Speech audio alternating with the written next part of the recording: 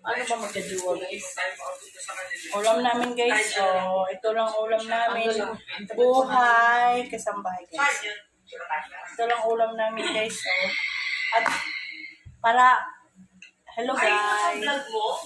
Kapag magsusuot daw palagi ng black, ayaw nila ng mga Chinese kasi malas daw yun.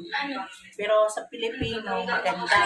Kasi nakaka-attract, nakakaputi, nakaka-slim. Tulad dito, medyo chubby. Pero pag magsuot ito ng black, sexy. Diba guys? Umalit ka lang ako sa black.